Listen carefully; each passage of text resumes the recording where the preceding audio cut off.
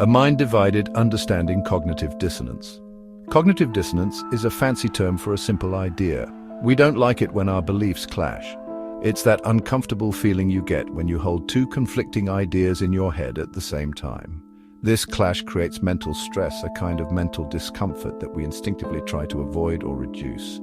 Imagine a seesaw. When both sides are balanced, everything is steady. But when one side goes up and the other goes down, it becomes unstable. That's what cognitive dissonance does to our minds.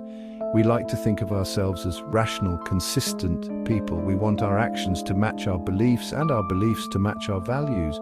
But life is messy, and sometimes we find ourselves doing things that contradict what we think or believe. This mismatch is what causes cognitive dissonance. This isn't just an interesting psychological phenomenon. It has a real impact on how we make decisions, how we see ourselves, and how we interact with the world around us. Understanding cognitive dissonance can help us make better choices and live more authentically.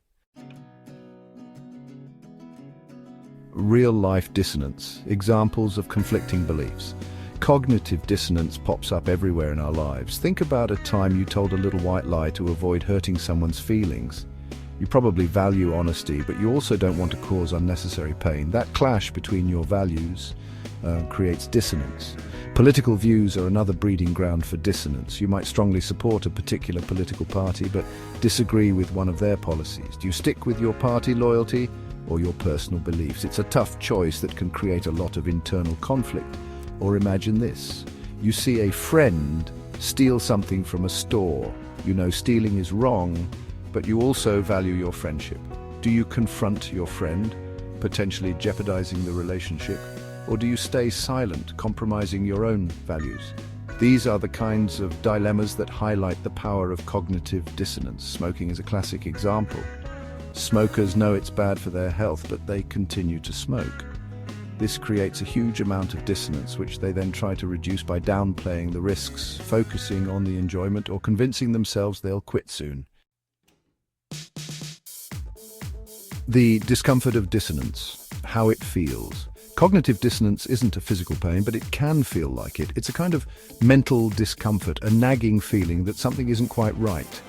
This discomfort can manifest in different ways. You might feel anxious, stressed, or even physically ill. Some people experience it as a sense of unease, a feeling of being off balance. Others describe it as a nagging voice in their head, constantly reminding them of the inconsistency. It can also lead to feelings of guilt, shame, or hypocrisy, especially when our actions contradict our deeply held values. The intensity of the discomfort varies depending on the situation and the individual. The more important the conflicting beliefs are to us, the stronger the dissonance will be. Similarly, the greater the discrepancy between our beliefs and actions, the more uncomfortable we'll feel. This discomfort is a powerful motivator. It pushes us to do something, anything to restore a sense of balance and consistency in our minds. This is where the real work of cognitive dissonance comes in. Restoring harmony, ways to reduce dissonance. We don't just live with cognitive dissonance, we're constantly looking for ways to reduce it and restore a sense of mental harmony. There are several ways we do this, some healthier than others. One way is to change our beliefs. This is often the most difficult route, as it requires us to reevaluate our core values and assumptions. For example, the smoker might finally decide that their health is more important than their addiction and quit smoking for good. Another way is to add new beliefs that justify our actions. This helps us rationalize our behavior and minimize the dissonance.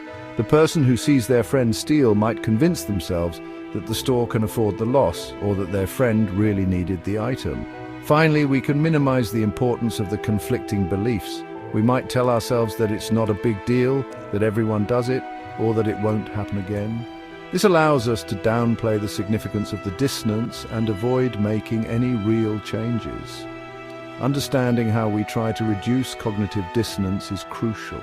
It reveals how we protect our self-image and justify our actions, even when they contradict our values. This awareness can help us make more conscious, ethical choices and live in greater alignment with our true beliefs.